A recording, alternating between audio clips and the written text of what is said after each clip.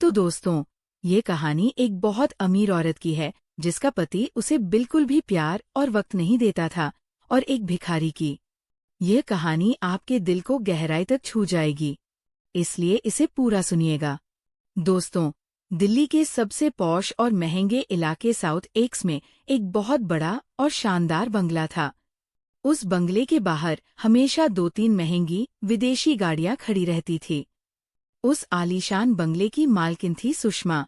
उम्र महज 35 साल, लेकिन खूबसूरती ऐसी कि देखने वाला पल के झपकाना भूल जाए। उसका रंग दूध से भी ज्यादा सफेद और चमकदार था। लंबे घने काले बाल जो उसकी कमर से भी नीचे तक लहराते थे। उसकी काया ऐसी थी मानो किसी मूर्तिकार ने बरसों की फुर्सत में उसे तराशा हो। जब वो साड़ी पहनती तो कंधे, संगीत से कमर तक की वो लकीर जो पल्लू से कभी कभी झलक जाती थी, लोगों की नींदें उड़ा देने के लिए काफी थी। सुषमा को बखूबी पता था कि लोग उसे देखकर क्या सोचते हैं, पर वो उन बातों को एक फीकी मुस्कान के साथ टाल देती थी। लेकिन सच ये था कि बाहर से जितनी चमक दमक थी, अंदर सुषमा उतनी ही खाली और अकेली थी। उसका पति, जिसका नाम राकेश था, शहर का एक बहुत बड़ा रियल एस्टेट टकून था। वो दिन में 5 मिनट भी घर पर नहीं रुकता था। रात को देर से आता और सीधा अपने कमरे में जाकर सो जाता। बात करने की फुर्सत नहीं, प्यार का एक शब्द नहीं, और स्पर्श, वो स्पर्श जो एक शादीशुदा औरत की रूह को सुकून देता है, वो तो जैसे सालों से उसकी जिंदगी से गायब था।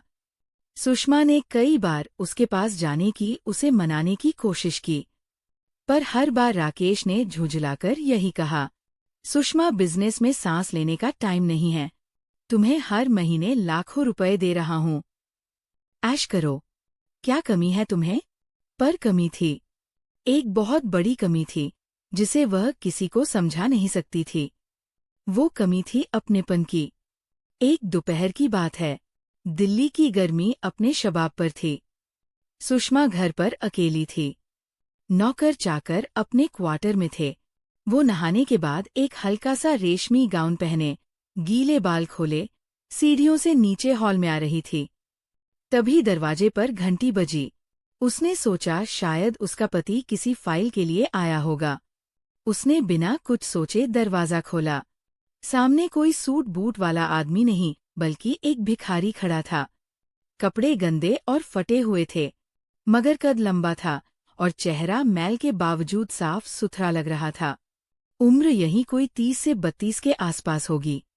उसने हाथ जोड़े और बहुत धीमी कांपती हुई आवाज में कहा, मैडम जी, 2 रोटी मिल जाए तो मेहरबानी होगी। 3 दिन से अन्न का एक दाना नहीं खाया। सुषमा ने उसे ऊपर से नीचे तक देखा। उसकी आवाज में संगीत, एक अजीब सी कशिश थी, एक ऐसी विनम्रता जो उसने अपने अमीर दोस्तों और पति की आवाज में सालों से नहीं सुनी थी। वो मुड़ी ताकि किचन से कुछ ला सके। तभी उसका ध्यान नहीं गया कि फर्श पर नौकर ने अभी अभी गीला पोछा लगाया था। सुषमा का पैर फिसला। वो चीख पड़ी और सीधी उस भिखारी की तरफ गिरी। भिखारी ने बिजली की तेजी से अपने दोनों हाथ बढ़ाए और सुषमा को गिरने से पहले ही अपनी मजबूत बाहों में थाम लिया। सुषमा का पूरा वजन उस पर आ गया था। गिरने की वजह से उसका गाउन थोड़ा ऊपर सरक गया था और पैर हवा में थे। भिखारी ने बड़ी सावधानी और इज्जत से उसे सहारा दिया और धीरे से जमीन पर खड़ा करने की कोशिश की। लेकिन जैसे ही सुषमा ने पैर जमीन पर रखा, उसके मुंह से एक तेज चीख निकल गई। आह! मेरा पैर! उसका दायां पैर बुरी तरह मुड़ गया था। भिखारी ने उसे फिर से सहारा दिया और बिना कुछ फालतू बोले उसे उठाकर पास ही रखे हॉल के सोफे तक ले गया और लिटा दिया। काफी सालों बाद सुषमा किसी गैर मर्द के इतने करीब थी। उसकी धड़कनें तेज थी। भिखारी ने फौरन अपने गले से वो गंदा सा मफलर उतारा और सुषमा के सूजे हुए पैर पर लपेटने लगा। उसने बहुत धीरे धीरे और सधे हुए हाथों से मालिश शुरू की।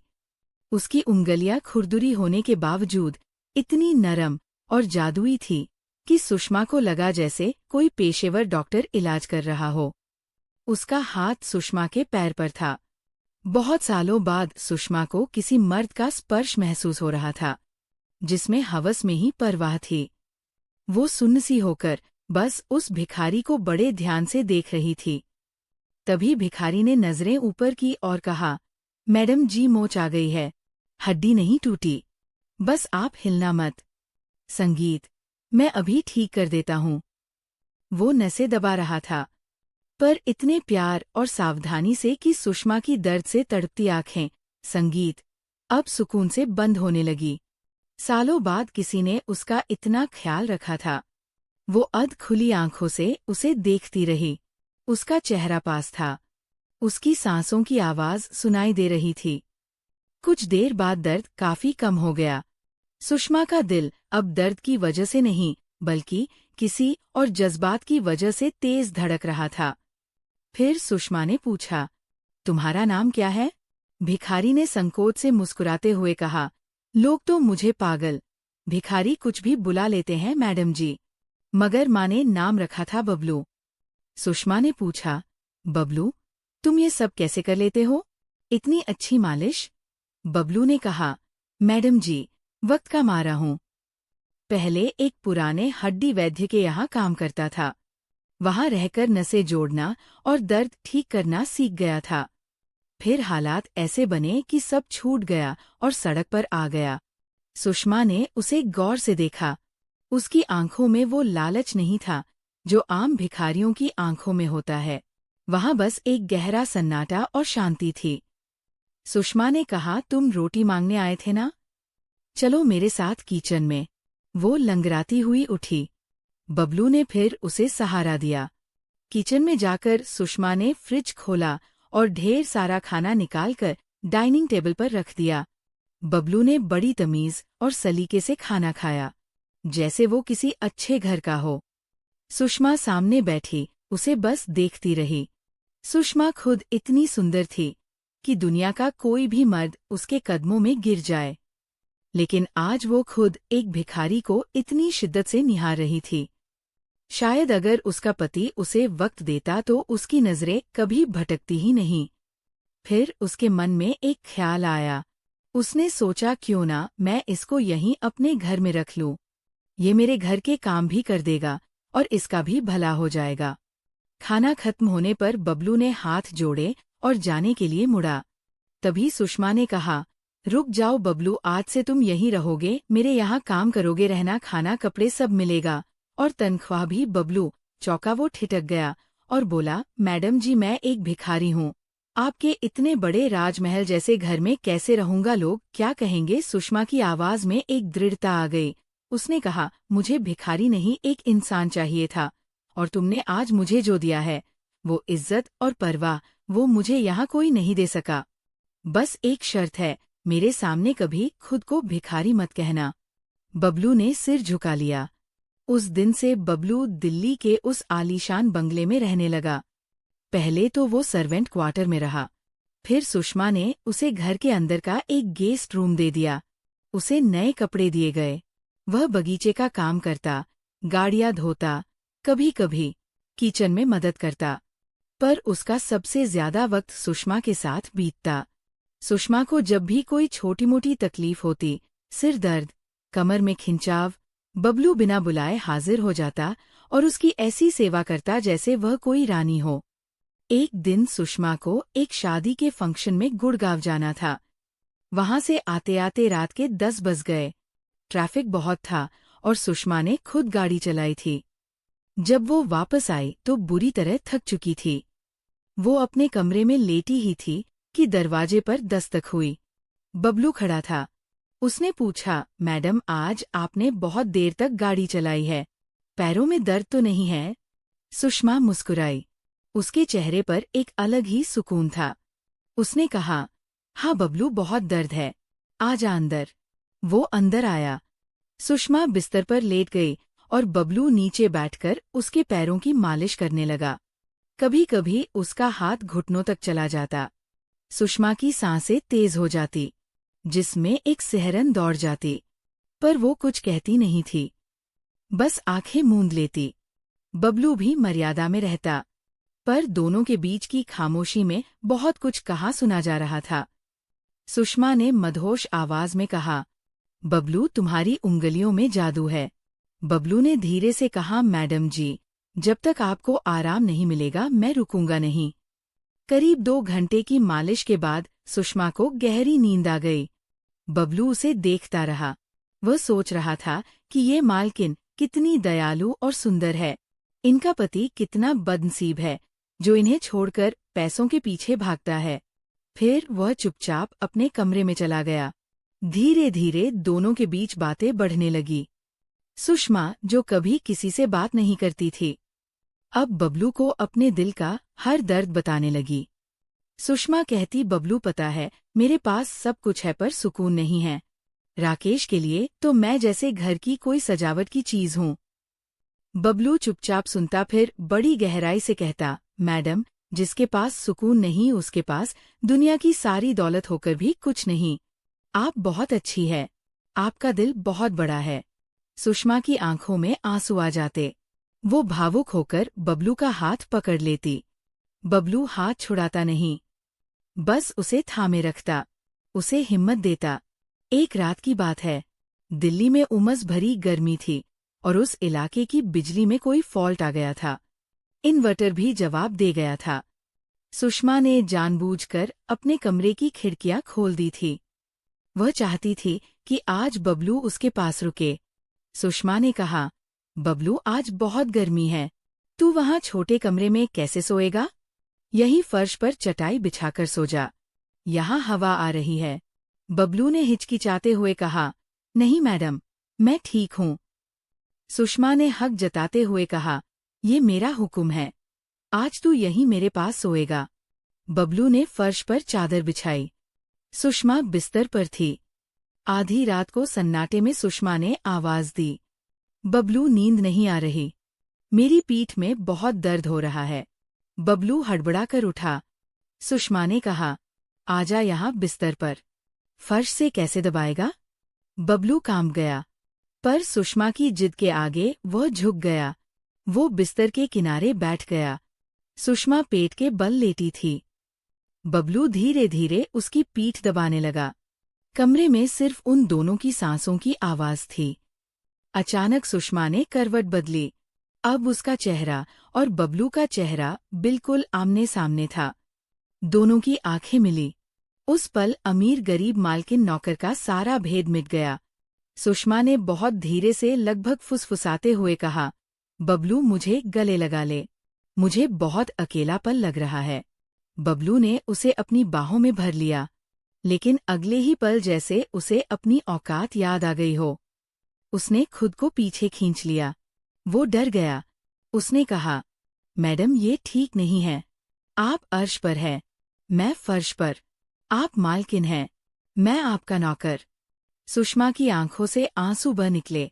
उसने तड़प कर कहा, तू नौकर नहीं, मेरा सबसे करीबी इंसान है बबलू।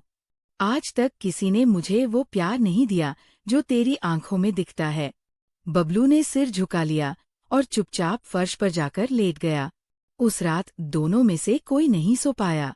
अगले कुछ महीनों में वो रिश्ता और गहरा और अटूट होता गया। बबलू अब सिर्फ नौकर नहीं, सुषमा का सहारा, उसका दोस्त, उसका हमदर्द बन चुका था। सुषमा ने राकेश से तलाक की बात छेड़ी तो राकेश ने लापरवाही से कहा, जैसी तुम्हारी मर्जी, बस मेरा टाइम मत बर्बाद करो। उसे कोई फर्क नहीं पड़ा। समाज बातें बनाने लगा। सुषमा का अपने नौकर के साथ इतना समय बिताना, साथ हंसना बोलना पड़ोसियों को खटकने लगा था। एक दिन सुषमा ने बबलू को बुलाया। उसका चेहरा तमतमाया हुआ था, लेकिन गुस्से से नहीं, एक फैसले से। उसने कहा, बबलू, अब और नहीं सहा जाता। ये समाज, ये लोग, ये बंगला, ये झूठा पैसा सब दिखावा है। मैं तेरे साथ कहीं बहुत दूर चली जाना चाहती हूँ, जहाँ कोई हमें ना जानता हो, सिर्फ तू और मैं। बबलू के पैरों तले जमीन खिसक गई। उसने कहा, मैडम, आप पागल हो गई हैं। आपके लिए मैं क्या हूँ? मैं एक सड़क का भिखारी हूँ। आप मेरे लिए अपनी ये राजसी जिंदगी छोड़ देंगी। मैं आपके लायक नहीं हूँ। सुषमा ने उसकी आंखों में आंखें डालकर कहा, मुझे तेरे सिवा कुछ नहीं चाहिए। मैंने फैसला कर लिया है, अगर तू साथ नहीं देगा तो मैं वैसे भी ये घर छोड़ दूंगी। और फिर एक रात जब पूरी दिल्ली सो रही थी, सुषमा ने सिर्फ एक छोटा सा बैग लिया। उसने बबलू का हाथ पकड़ा और दोनों चुपचाप बंगले के पिछले गेट से बाहर निकल गए। सुषमा ने एक पुरानी साधारण सी गाड़ी पहले से तैयार रखी थी। वे दोनों उसमें बैठे और किसी अनजान मंजिल की तरफ निकल पड़े। गाड़ी रात के 3 बजे दिल्ली की सीमाओं को पीछे छोड़ चुकी थी। अब वे हाईवे पर थे। सुषमा ने ड्राइविंग सीट बबलू को दे दी थी और खुद उसके बगल वाली सीट पर बैठी थी। उसका सिर बबलू के कंधे पर टिका हुआ था। दोनों चुप थे। सिर्फ इंजन की हल्की आवाज और खिड़की से आती ठंडी हवा का शोर था। सुषमा ने धीरे से कहा, बबलू डर लग रहा है। बबलू ने स्टीयरिंग कसकर पकड़ी और कहा, लग तो रहा है मैडम, पर अब पीछे मुड़ना मुमकिन नहीं है। सुषमा ने उसका हाथ और कसकर पकड़ लिया। सुबह होते होते करीब 10 बजे वे एक छोटे से शांत कस्बे में पहुंचे, जिसका नाम था माधवपुर। ये जगह भीड़-भाड़ से कोसों दूर थी। यहाँ ना सुषमा को कोई जानता था ना बबलू को। दोनों ने वहाँ शहर के बाहरी इलाके में एक पुराना सा खपरैल वाला मकान किराए पर लिया। 2 कमरे, एक छोटी सी रसोई और सामने एक पुराना आम का पेड़। मकान मालकिन एक बुजुर्ग महिला थी, जिन्होंने बिना ज्यादा पूछताछ किए चाबी दे दी। पहले हफ्ते दोनों ने कुछ नहीं किया, बस उस आजादी को महसूस किया। सुषमा ने कभी सपनों में भी नहीं सोचा था कि बिना नौकर, बिना ड्राइवर, बिना एसी के जिंदगी इतनी सुकून भरी हो सकती है। बबलू सुबह जल्दी उठता, चाय बनाता और सुषमा को बिस्तर पर ही लाकर देता। फिर दोनों घंटों उस आम के पेड़ के नीचे बैठकर बातें करते। एक दिन सुषमा ने कहा, बबलू, मुझे शादी करनी है तुझसे पूरी सादगी से। बबलू हंसा। उसकी हंसी में एक नमी थी। बोला, मुझे तो अब तक लग रहा था कि मैं कोई सपना देख रहा हूँ। सुषमा ने कहा, सपना मेरी पुरानी जिंदगी बबलू, अब सच शुरू हुआ है। 2 हफ्ते बाद दोनों पास के एक शिव मंदिर में गए। सुषमा ने एक साधारण सी लाल सूती साड़ी पहनी थी, बिना किसी जेवर के। बबलू ने धोती कुर्ता पहना था। पंडित जी को दक्षिणा में सिर्फ 50 रुपए दिए और मंत्र पढ़े गए। मंगलसूत्र बबलू ने खुद चांदी का बनवाया था, पर जब उसने वो सुषमा के गले में पहनाया तो सुषमा को वो हीरों के हार से भी ज्यादा कीमती लगा। शादी के बाद सुषमा ने अपना नाम बदल लिया। अब वो सिर्फ सुषमा बबलू थी। उसने अपना सारा पैसा जो उसके निजी खाते में था, उसका बड़ा हिस्सा एक ट्रस्ट को दान कर दिया और बाकी वकीलों के जरिए गरीबों में बंटवा दिया। उसने अपने पास सिर्फ उतना पैसा रखा जो एक नई और साधारण जिंदगी शुरू करने के लिए जरूरी था। बबलू ने माधवपुर के ही एक छोटे से स्कूल में बच्चों को पढ़ाने का काम ढूंढ लिया। वो दिन में बच्चों को पढ़ाता और शाम को अपने पुराने हुनर से लोगों की हड्डी जोड़ और मोच का इलाज करता। लोग दूर दूर से उसके पास आने लगे। सुषमा ने घर संभाला। वो खुद खाना बनाती, घर की सफाई करती और शाम को मंदिर के बाहर प्रसाद और चाय की एक छोटी सी दुकान खोलने लगी। लोग उसे प्यार से चाय वाली भौजी कहने लगे। धीरे धीरे उनका वो छोटा सा घर हंसी और खुशी से भर गया। कुछ समय बाद सुषमा को पता चला कि वह माँ बनने वाली है। जब उसने ये खबर बबलू को दी तो वह फफकर रो पड़ा। उसने सुषमा को गोद में उठाया और खुशी के मारे पूरे घर में घुमा दिया। 9 महीने बाद उनके घर एक प्यारी सी बेटी ने जन्म लिया। उन्होंने उसका नाम रखा आशा। आशा जब 2 साल की हुई तो एक दिन अचानक दिल्ली वाले बंगले का पुराना ड्राइवर उन्हें ढूंढते हुए माधवपुर पहुंच गया। उसने जब सुषमा को उस हाल में साधारण कपड़ों में चाय बनाते देखा तो वह उनके पैरों में गिर पड़ा। ड्राइवर ने रोते हुए कहा, मैडम, राकेश साहब की तबीयत बहुत खराब है, लिवर खराब हो गया है। वो अस्पताल में हैं और आखिरी वक्त में आपको बहुत याद कर रहे हैं। बस एक बार मिल लीजिए। सुषमा चुप रही। बबलू ने उसका हाथ थामा और कहा, सुषमा, अगर तुम जाना चाहती हो तो जा सकती हो। मैं तुम्हें रोकूंगा नहीं। तुम्हारा हक है। सुषमा ने मुस्कुराकर बबलू और अपनी बेटी आशा की तरफ देखा। उसने ड्राइवर से कहा, मेरी जिंदगी अब यही है भैया। जो बीत गई वो बात गई। उन्हें मेरी तरफ से माफ कर देना। राकेश की मौत की खबर एक हफ्ते बाद अखबार में आई। हेडलाइन थी, अरबती राकेश का निधन, करोड़ों की संपत्ति का कोई वारिस नहीं। सुषमा ने खबर पढ़ी, सिर्फ 1 मिनट के लिए खामोश रही। फिर आशा को गोद में उठाया और अपनी चाय की दुकान की तरफ चल दी। समय बीतता गया, आशा बड़ी होती गई। बबलू अब माधवपुर के सबसे सम्मानित व्यक्तियों में गिना जाने लगा था। उन्होंने अपनी जमा पूंजी और मेहनत से एक छोटा सा अनाथालय खोल लिया था। सुषमा दिन में दुकान देखती और शाम को अनाथालय के बच्चों को माँ का प्यार देती। लोग कहते, देखो, एक भिखारी और एक अमीर औरत की जोड़ी ने क्या कर दिखाया।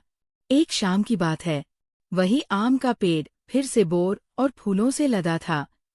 सुषमा और बबलू उसी पेड़ के नीचे बैठे थे। आशा उनके बीच में बेफिक्र होकर सो रही थी। सूरज डूबने वाला था। आसमान में लालिमा छाई थी। सुषमा ने बबलू का खुरदुरा हाथ अपने हाथों में लिया और धीरे से कहा, बबलू, याद है जब तू पहली बार भिखारी बनकर मेरे दरवाजे पर आया था? बबलू ने हंसकर कहा, याद है सुषमा, उस दिन मुझे लगा था कि शायद 2 रोटी मिल जाएंगी। मुझे नहीं पता था कि मुझे मेरी पूरी कायनात मिलने वाली है। सुषमा ने अपना सिर उसके कंधे पर टिकाया और बोली, तूने मुझे उस दिन सिर्फ गिरने से नहीं उठाया था बबलू। उस दिन तूने मेरी रूह को बचा लिया था। तूने मुझे जीना सिखाया। बबलू ने उसकी मांग में सिंदूर भरा और कहा, और तूने मुझे ये बताया कि इंसान का असली धन उसकी जेब में नहीं, उसके दिल में होता है। दूर मंदिर में शाम की आरती की घंटियां बज रही थी। हवा में आम की भी महक थी। आशा ने नींद में ही बुदबुदाया। पापा मम्मा दोनों ने एक दूसरे को देखा और मुस्कुराए। सूरज डूब गया पर उनकी जिंदगी में अब अंधेरा नहीं था। हर रात के बाद एक नई सुनहरी सुबह उनका इंतजार करती थी। और यही थी सुषमा और बबलू की कहानी, जो एक भिखारी और एक अमीर औरत के बीच शुरू हुई थी, लेकिन खत्म 2 सच्चे इंसानों के बीच हमेशा हमेशा के लिए हुई। तो दोस्तों, ये कहानी हमें साफ साफ बताती है कि इंसान की जिंदगी में पैसा, बंगला और गाड़ी जरूरी हो सकते हैं, लेकिन उससे कहीं ज्यादा जरूरी है प्यार, अपनापन, सम्मान और दिल का सुकून। सुषमा के पास दिल्ली में करोड़ों का बंगला था, लेकिन वो वहां एक जिंदा लाश थी। बबलू के पास कुछ नहीं था, लेकिन उसके पास देने के लिए बेशुमार प्यार था। जब सुषमा ने सारी दौलत को ठोकर मारकर बबलू का हाथ थामा तो दुनिया ने उसे पागल कहा, लेकिन असल में समझदार वही थी। उसने एसी कमरों की ठंडक छोड़ी ताकि उसे रिश्तों की गर्माहट मिल सके। ये कहानी साबित करती है कि पैसा आपको मखमली बिस्तर दे सकता है, लेकिन नींद नहीं। पैसा आपको बड़ा घर दे सकता है, लेकिन परिवार नहीं। असली अमीरी वो नहीं जो बैंक अकाउंट में दिखती है। असली अमीरी वह है जो आपके चेहरे की मुस्कान और दिल के सुकून में दिखती है। अगर सुषमा और बबलू की ये दिल छू लेने वाली कहानी आपको पसंद आई हो तो दिल से एक लाइक जरूर कर दें। चैनल को सब्सक्राइब कर लें ताकि ऐसी ही सच्ची लगने वाली और जज्बातों से भरी कहानियां आप तक सबसे पहले पहुंचे। अपने दोस्तों और परिवार के साथ इसे शेयर करें। क्या पता आज किसी को इस संदेश की जरूरत हो कि पैसे से ज्यादा प्यार कीमती है। और कमेंट में जरूर बताइएगा, आपके लिए जिंदगी में सबसे जरूरी क्या है, पैसा या सच्चा प्यार। धन्यवाद दोस्तों। फिर मिलते हैं एक नई कहानी के